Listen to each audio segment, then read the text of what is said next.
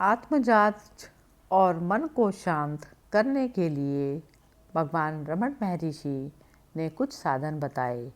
शिष्य पूछता है, ध्यान और आत्मनिरीक्षण में क्या अंतर है? तब श्री रमण महर्षि बताते हैं, ध्यान तभी संभव है जब अहंकार बरकरार रहे। वहाँ अहंकार और ध्यान की जाने वाली वस्तु है। यह विधि अप्रत्यक्ष है। हालांकि यदि हम अहंकार स्रोत की तलाश करते हैं तो अहंकार गायब हो जाता है और जो बचता है वह स्वयं है। यह विधि सीधी है। प्रश्नकर्ता पूछता है, एक अन्य अवसर पर ध्यान और विचार में क्या अंतर है? तब श्री रमण महर्षि बताते हैं, ध्यान किसी वस्तु पर हो सकता है, बाहरी या अन्य। इस प्रकार विषय और वस्तु भिन्न भिन्न होते हैं। विचार में विषय और वस्तु दोनों एक ही हैं। जिज्ञासा का तात्पर्य मन को स्वयं में स्थिर रखना है। ध्यान में यह सोचना शामिल है कि व्यक्ति स्वयं ब्रह्म है। अस्तित्व चेतना आनंद है। ध्यानी कौन है? पहले प्रश्न पूछें, ध्यानी बनकर रहो। ध्यान करने की कोई ज़रूरत नहीं है। ध्यान एक ऐसा दृष्टिकोण है जो अन्य विचारों को दूर भगा देगा।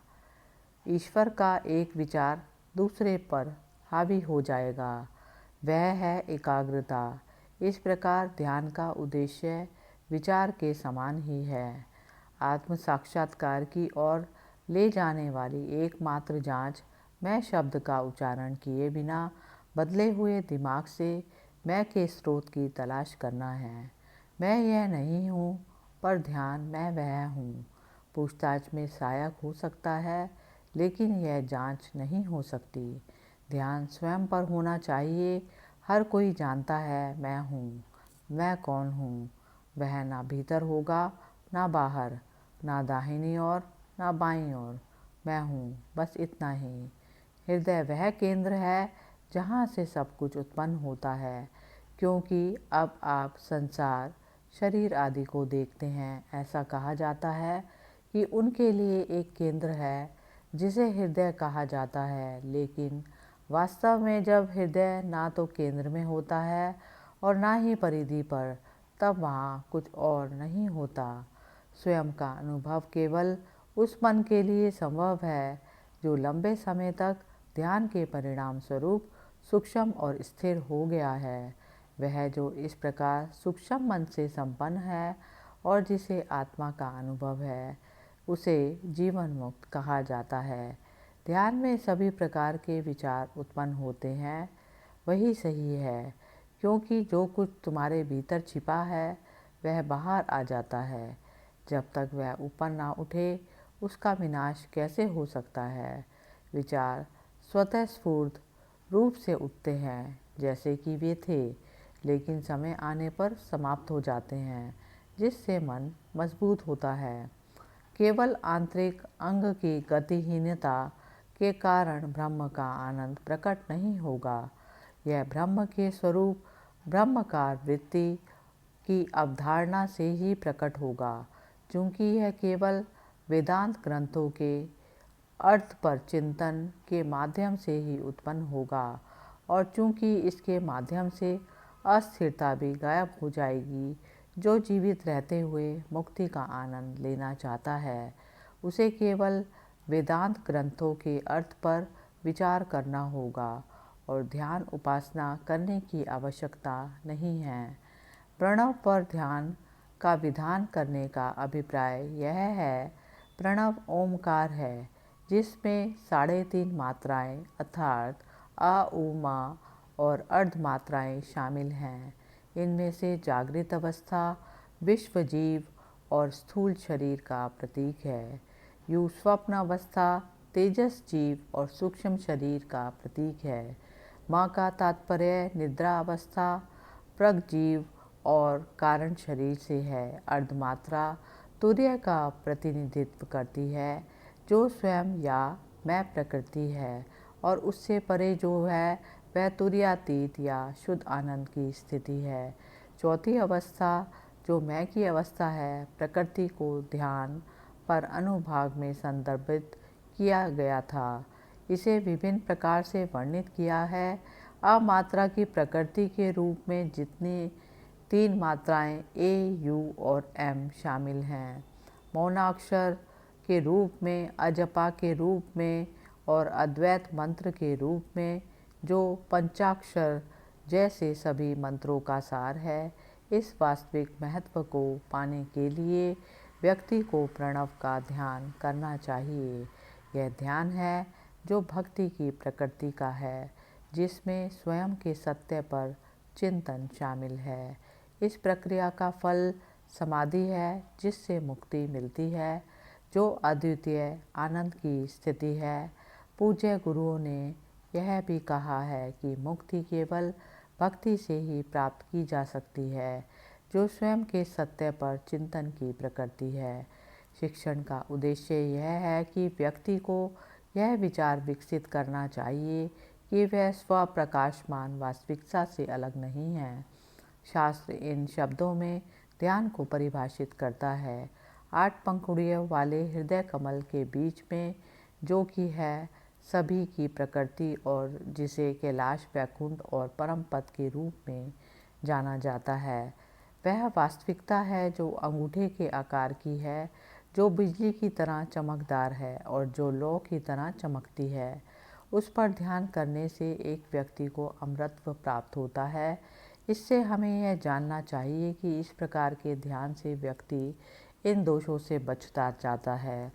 भिन्नता का विचार, मैं अलग हूँ और वह अलग है, जो सीमित है उसका ध्यान, जो सीमित है उसका ध्यान करना, यह विचार की वास्तविकता सीमित है और यह एक स्थान तक ही सीमित है। यह सिखाने का उद्देश्य कि व्यक्ति को मैं वह हूँ विचार के साथ ध्यान करना चाहिए। सोहम स सर्वोच्च आत्मा, अहम वह आत्मा जो मैं के रूप में प्रकट होती है। जीव जो कि शिवलिंग है, हृदय कमल में निवास करता है, जो शरीर में स्थित उसका स्थान है, जो ब्रह्म का शहर है। मन जो अहंकार की प्रकृति का है, शरीर आदि के साथ स्वयं को पहचान कर बाहर की ओर जाता है। अब मन को हृदय में स्थिर करना चाहिए, अर्थात शरीर आदि में जो मैं भाव रखा है उससे छुटकारा पाना चाहिए। जब कोई इस प्रकार पूछता है मैं कौन हूँ, अविचलित रहते हुए उस अवस्था में आत्म प्रकृति सूक्ष्म रूप से आई के रूप में प्रकट हो जाती है। वह आत्म प्रकृति सब कुछ होते हुए भी कुछ भी नहीं है और आंतरिक और बाहरी के भेद के बिना हर जगह सर्वोच्च स्व के रूप में प्रकट होती है। वह लौ की तरह चमकती है, जैसा कि सत्य में दर्शाया गया है कि मैं ब्रह्म हूँ। यदि कोई उसे अपने से अभिन्न मानकर उसका ध्यान न करके उससे भिन्न होने की कल्पना करेगा तो अज्ञान नहीं छूटेगा। अतः तादात्म्य साधना का विधान है। यदि कोई लंबे समय तक बिना किसी परेशानी के लगातार मैं वह हूँ विचार के साथ स्वयं पर ध्यान करता है, जो स्वयं पर प्रतिबिंब की तकनीक है, अज्ञानता का अंधेरा जो दिल में है और सभी बाधाएं हैं जो है, वह अज्ञान के प्रभाव को दूर कर देगा और पूर्ण ज्ञान प्राप्त कर लेगा। इस प्रकार हृदय गुफा में वास्तविकता को महसूस करना, जो कि ब्रह्म शहर में है, अर्थात शरीर सर्वपूर्ण भगवान को महसूस करने के समान है। 9 द्वारों वाले नगर में जो शरीर है, बुद्धिमान व्यक्ति आराम से रहता है। शरीर मंदिर है, जीव ही ईश्वर है। यदि कोई मैं वह हूँ विचार के साथ उनकी पूजा करता है तो उसे मुक्ति मिल जाएगी।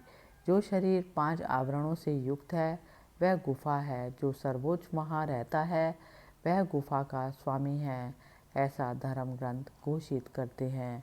चूँकि आत्मा ही सभी देवताओं की वास्तविकता है, इसलिए स्वयं का ध्यान, जो स्वयं ही है, सभी ध्यानों में सबसे महान है।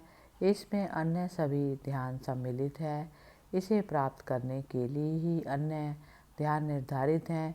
इसलिए यदि यह प्राप्त हो जाता है तो अन्य आवश्यक नहीं है। स्वयं को जानना ईश्वर को जानना है।